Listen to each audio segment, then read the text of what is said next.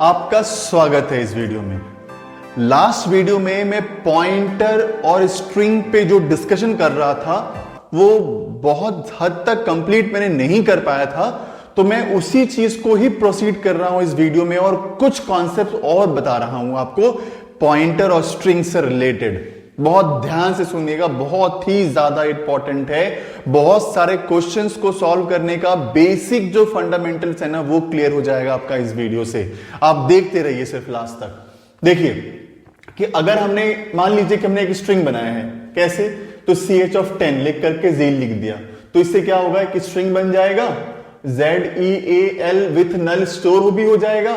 और सपोज कीजिए इसका बेस एड्रेस 100 है, सपोज ही कर सकते हैं हम लोग। तो सपोज कीजिए इसका बेस एड्रेस क्या है 100 और उसका इंडेक्स 0 से लेकर के 5 तक चल रहा है। चलिए ठीक है, देखिए अब यहां पे ch, सिर्फ ch का मीनिंग आपको मैंने बताया था लास्ट वाले वीडियो में। ch बेस एड्रेस को पॉइंट करता है, बेस एड्रेस को पॉइंट करेगा तो ch सिर्फ क्या होगा 100। ch ऑफ जीरो क्या है z, और z का एड्रेस 100 ही है। तो p में बताइए क्या जा रहा है 100 जा रहा है। आप इतना जो लिखे हैं या जो इतना हमने लिखा है आपके लिए, ये ना लिख करके अगर मैं डायरेक्टली ch भी लिख देता ना तो भी ये करेक्ट होता और ज्यादा अच्छा इनफैक्ट होता। तो इसको सिंप्लीफाई करके आप ऐसे भी लिख सकते हो, सेम बात है। तो अब अगर मैं प्रिंट करना चाहता हूं, मान लीजिए कि मैं प्रिंट करूं यहां पे लिख करके %p मतलब क्या होता है एड्रेस प्रिंट करने के लिए हम लोग p लिखते हैं यहां पे, और इस पॉइंटर को प्रिंट करूं या ch को प्रिंट करूं, बात एक ही है। पता है दोनों का आउटपुट 100 आएगा। क्योंकि इसका बेस एड्रेस मैंने सपोज कर रखा है क्या है 100। तो अगर इसका बेस एड्रेस 100 है तो दोनों में आउटपुट क्या आने वाला है 100 आने वाला है। कैसे, देखिए वही ch को तो मैंने p में रखा है, तो p में एक्चुअली 100 ही तो है। तो ch प्रिंट करो आप या p प्रिंट करो, बात तो एक ही है। और जब बात एक ही है तो एड्रेस तो प्रिंट एक ही चीज का करेगा, है ना।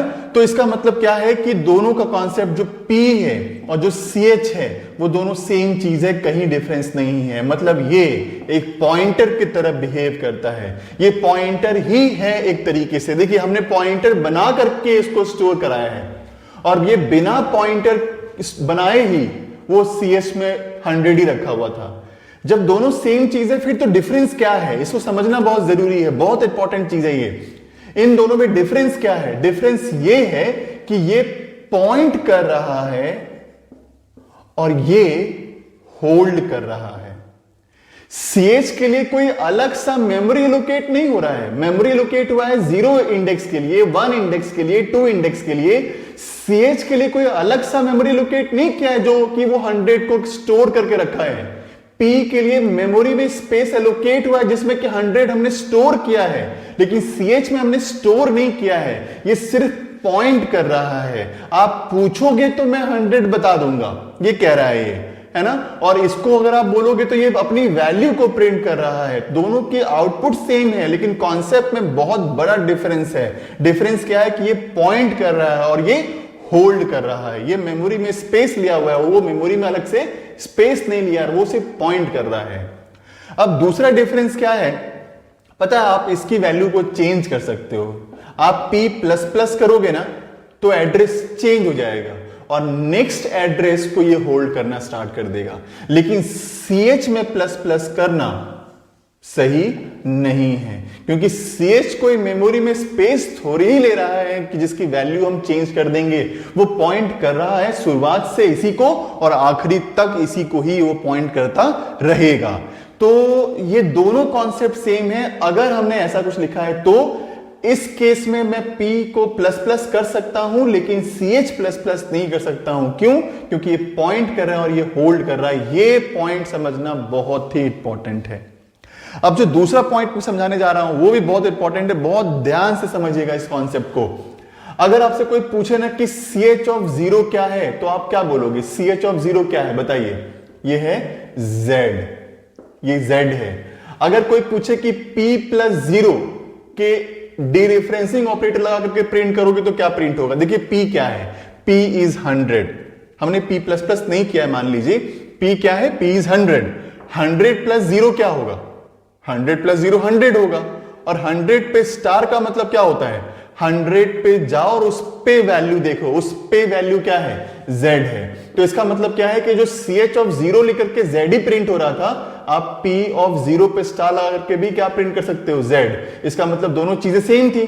क्या क्या सेम है, ch ऑफ 0 और स्टार p प्लस 0, ये दोनों स्टेटमेंट सेम है। ये बहुत ध्यान से समझिएगा इस कॉन्सेप्ट को। देखिए इसमें सिमिलरिटी क्या है, एक 0, इसमें भी 0, इसमें p और ch दोनों एक ही चीज है। तो कंक्लूड पता है मैं क्या कर सकता हूं, ये जो ऑपरेटर है ना, ये ऑपरेटर दोनों की वर्किंग सेम होती है, बिल्कुल सेम होती है। अगर आप इसको, आपको अगर मैं और डिटेल में समझाऊं ना, इसको थोड़ा सा इस पे प्रेस कर रहा हूं, समझना ध्यान से आप इस चीज को। ch का मतलब तो 100 है, और इसका मतलब पता है क्या है, इस 0 का मतलब 100 पे 0 एड्रेस आगे बढ़ो। ये इंडेक्स नहीं है एक्चुअली, इंडेक्स तो बहाना है उन छोटे मोटे प्रोग्रामर को समझाने के लिए कि हाँ ये 0 से इंडेक्सिंग स्टार्ट होती है। अगर कोई पूछे ना कि 0 से ही इंडेक्सिंग क्यों स्टार्ट होती है, तो इसका जवाब मैं दे रहा हूं आपको, क्योंकि 0 से इंडेक्सिंग इसलिए स्टार्ट होती है क्योंकि ch किसको पॉइंट कर रहा है, 100 को, और पहले वैल्यू को पाने के लिए आप इस 100 में कितना और ऐड करोगे, कितना ऐड करोगे 100 में ताकि पहले लोकेशन पे पहुंच पाओ। आप सिर्फ इसमें 0 ही सिर्फ ऐड करोगे ताकि पहले में पहुंच पाओ। इसलिए ये इंडेक्स नहीं है, ये है कि हम इस एड्रेस में कितना और आगे बढ़ें ताकि हम उसको वैल्यू को अचीव कर सकें, और वो 0 बढ़ने से ही पहला वैल्यू मिलेगा क्योंकि पहला ही एड्रेस 100 है। उम्मीद कर रहा हूं ये समझ में आ गया होगा आपको। तो ये जो दोनों ऑपरेटर है ना, ये दोनों सेम टू सेम है बिल्कुल। अगर कहीं पे भी क्वेश्चन अगर आ जाए और रिप्लेस कर दे सबस्क्रिप्ट को और डीरेफरेंसिंग को, आप समझ लो कि दोनों एक ही चीज है, कहीं कोई डिफरेंस नहीं है, कहीं कोई डिफरेंस नहीं है दोनों में, है ना। दोनों की मीनिंग सेम टू सेम है।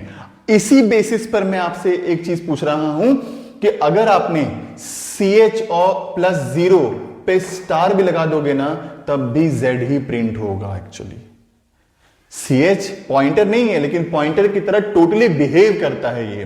तो ch प्लस 0, 100 प्लस 0, 100 पे वैल्यू z। तो अगर आप ch ऑफ 0 लिख रहे हो ना, तब भी क्या आएगा, z। तो मतलब क्या है, दोनों में सिमिलरिटी क्या है, ये दोनों चीजें सेम टू सेम है। ठीक है, ये पॉइंट समझना बहुत जरूरी है। इसी कॉन्सेप्ट पे ही बेस्ड होते हैं बहुत सारे इंटरव्यू के क्वेश्चंस। कौन से क्वेश्चंस, तो आप जो सीरीज मैंने स्टार्ट किया है ना क्वेश्चंस का, उसमें से बहुत सारे क्वेश्चंस को देखोगे आप, इसी कॉन्सेप्ट पर ही बेस्ड होगा। मैं समझाऊंगा उस वक्त भी बहुत सारे चीजों को, आप उस सीरीज को सिर्फ फॉलो करते रहिए उन सारे चीजों को। तो इस वीडियो में एक मैं प्रोग्राम बता करके और इस कॉन्सेप्ट को क्लियर करने की कोशिश करता हूं।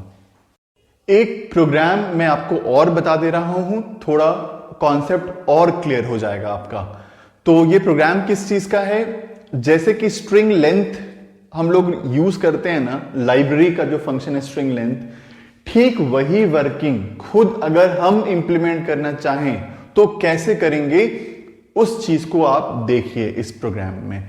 और क्वेश्चन अगर देखा जाए, क्वेश्चन क्या है, तो क्वेश्चन है किसी स्ट्रिंग का लेंथ फाइंड आउट करना है बस। लेकिन मैं इस कॉन्सेप्ट को पॉइंटर और फंक्शन मिला करके बताना चाह रहा हूं। ठीक है, देखते हैं। सबसे पहले फंक्शन को हमने डिक्लेयर कर दिया है, ये कह दिया है कंपाइलर को कि ऐसा फंक्शन हमने बनाया है और इस जगह पे वो एरर ना दे। तो जैसे एग्जीक्यूशन स्टार्ट होगा मेन फंक्शन से, सबसे पहले हमने यहां पे मेन फंक्शन के अंदर में स्ट्रिंग बना लिया है।